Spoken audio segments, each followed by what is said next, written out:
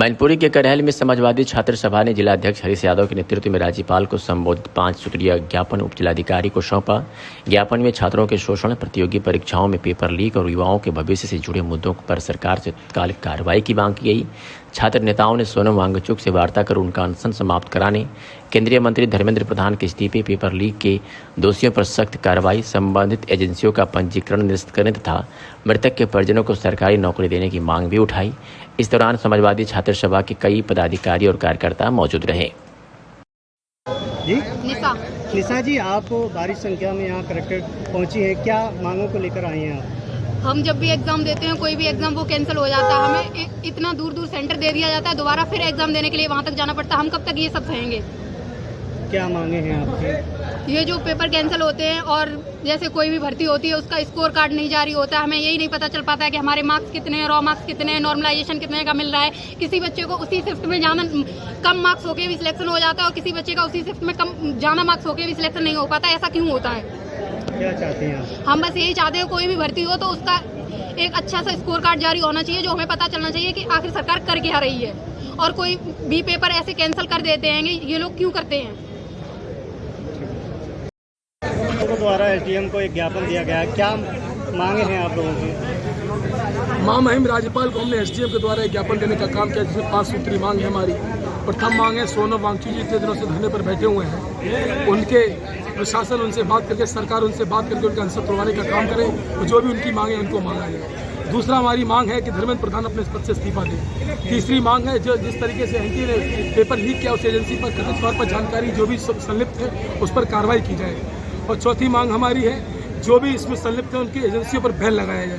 पांचवी मांग हमारी है, जो बच्चे इसमें मृत्यु जिनकी हो गई है उनके परिवार को सरकारी नौकरी देकर उनका भविष्य सुरक्षित करने का काम किया जाए। एसडीएम महोदय के माध्यम से हम महामहिम राज्यपाल को ज्ञापन दिया है। हम सब में आक्रोश है कि जिस तरीके से सोनम वांगचुक जी धरने पर बैठे, आज सुबह उनको उठा लिया गया है, किसी भी बिना जानकारी के लाठियां बरसाई गई हैं। छात्र कोई देशद्रोही नहीं होता है, देशद्रोही नेता होते हैं उस कमरे में बैठकर हमारा भविष्य तय करते हैं। हमारा प्रथम, हम शिक्षा ग्रहण करने वाले लोग हैं, हम सवाल पूछने का काम करते हैं। हम लोग अनुशासन में रहकर इतने दिनों से धरना दे रहे थे, लेकिन भारतीय जनता पार्टी हमको उकसाने का काम करती है। तो मैं आपके चैनल के माध्यम से उनको चेतावनी देना चाहता हूँ कि अगर 20 तारीख को हमारे धरने के बाद सभी मांगे नहीं मांगी जाती, पूरी होती है, तो उसके बाद मैनपुरी की धरती पर एक क्रांतिकारी धरना होगा, जिसमें संसद भी आवारा नहीं हो पाएगी और सड़कें भी सुनसान नहीं होंगी। हम सड़कें लाल करने का काम करेंगे, प्रशासन को झुकाने का काम करेंगे। आयुषी जी, आप भारी संख्या में आप लोग यहाँ तहसील मुख्यालय पहुँची हैं, क्या मांग है आप लोगों की? हमारी बस एक ही मांग है, हम स्टूडेंट हैं। अब जैसे जो हमारी गवर्नमेंट चला रहे हैं वो इतने ऊंचे स्तर पे बैठे, वो किसान लोगों के बच्चों की डिमांड को भी मानना चाहिए। हम एग्ज़ाम सेंटर्स पे जाते हैं, हमारे साथ भेदभाव भी किए जाते हैं वहाँ, क्योंकि मैं जब एसएससी जीडी का एग्ज़ाम देने गई तो वहाँ पे कुछ बच्चों को हॉल में अलग रखा था, क्योंकि पेपर सेंटर के बाद लीक हो गया। मेरा सेंटर नोएडा में था, मैं इतनी दूर एग्ज़ाम देने गई, फिर रीशेड्यूल किया गया पेपर, वो 30 तारीख को था। तो हम दोबारा से एग्ज़ाम देने गए। हमारे पास कभी कभी बच्चा फाइनेंशियली इतना स्टेबल नहीं होता है जो बार बार एग्ज़ाम देने जाएगा। गवर्नमेंट को ऐसी कंपनी को अपना टेंडर देना चाहिए एसएससी का, जो बार बार एग्ज़ाम को लीक ना कराए। एग्ज़ाम लीक होने से गवर्नमेंट तो बोल देती है रीशेड्यूल हो गया पेपर, पर हम लोगों को दिक्कत होती है बार बार जाने में।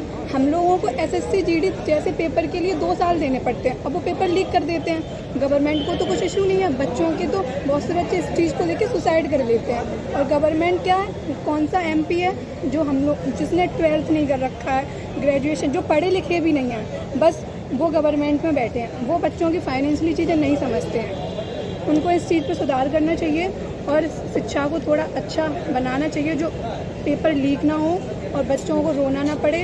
ऐसी कोई अच्छी व्यवस्था लाएं जिससे हमें परेशानी ना हो।